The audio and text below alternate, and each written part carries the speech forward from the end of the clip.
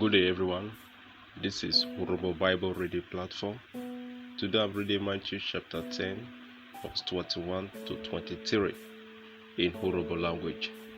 Obi Rimantu Uyobi Ronyi Ikwe Awo Ronyi Ujegbovo Rite Ujegbera Owajugbovo Oniovo Kekwe Oniovo Ose kekwe ọmọ èémọ̀ kekwe ìrìyẹ àyìn rídèwò òwòjègbìvẹ ìkú kíka jẹ òwà ègrẹ fìkìmẹ ẹkẹ vọvọ ọrọsẹ kìràkò rite ọba kọyin rékàrọ òwòjègbèrà eke vovo ede kpokpo uwe we orere ovo gekpo orive kide uyota